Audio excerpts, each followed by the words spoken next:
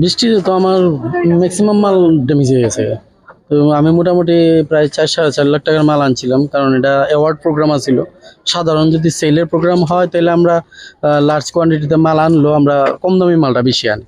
আর যেহেতু award programme, এটা সিলেকশনের ব্যাপার আছে, ওই কারণে আমরা স্পেশাল কিছু আইটেম আনছি। যেমন আমার এটা একটার দামই আছে 25,000। তো এরকম যখন স্পেশাল আইটেমগুলি আনছি, এটি বৃষ্টিতে ম্যাক্সিমাম প্রোডাক্ট ড্যামেজ হয়ে গেছে। আর বাঁশবেতের প্রোডাক্ট তো বৃষ্টি ভিজা মানে ড্যামেজ, এগুলি আর কাজ হতো না। মন্ত্রী মহোদয় তো আসলেন এবং চেয়ারম্যানও আসলেন। হ্যাঁ, না তারা কইছে আমাদের অফিস থেকে এসে আমাদের টাকা পয়সা দিয়ে দেবো, ক্ষতিপূরণ দিয়ে দেওয়া হবে, এই কথা জানাইছে আমরা। এই তো স্যার আইছেন, আমরা ক্ষতিপূরণ জানাই দিব আমরা কইছে। আমার নাম রাজীব ভৌমিক। ম্যাম কয়ে গেছে আমরা ক্ষতিপূরণ দিয়ে দিব, স্যার তারাও কইছে ক্ষতিপূরণ দিয়ে দিব, এদেরকে কয়ে দেওয়া হয়েছে।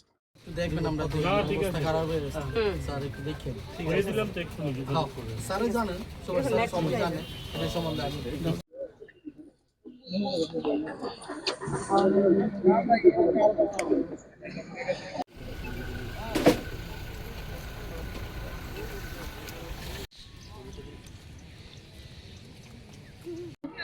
মেলাতে অনেক প্রচুর জিনিস, ভালো ভালো জিনিস অর্ডার করেছে ওরা, আমরা নিয়ে আসছি দামি দামি জিনিস।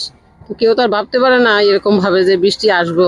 তো আমাদের বৃষ্টির সঙ্গে আমাদের প্রচন্ড জিনিস ক্ষতি হয়েছে, ভীষণ ক্ষতি হয়েছে। কারণ কি বাসবে তো ওরা এই জিনিসগুলা তো আর মানে রিফারিংও করা যায় না, আর যেভাবে ভিজছে এটা রিফারিং করা যাবে না। তো ম্যাডাম স্যার তারা দেখছে, দেখার পরে বলেছে যে আমাদেরকে একটু দেখবে, যদি স্যার ম্যাডাম দেখে তাহলে আমরা একটু খুশি হব বা আমাদের একটু সন্তুষ্ট হবে আর কি।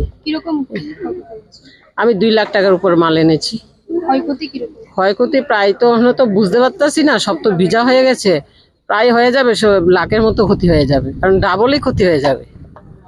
কারণ ওগুলা তো প্লাস্টিক বা স্টিল হলে ওই এত চিন্তা করলাম না, এগুলি তো বাঁশের জিনিস না, মানে ভীষণ ক্ষতি হয়েছে।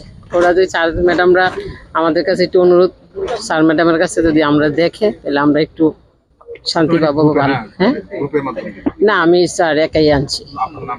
আমার নাম পার্বতী দাস দত্ত। আমাদের সোসাইটি ভারত মাতা।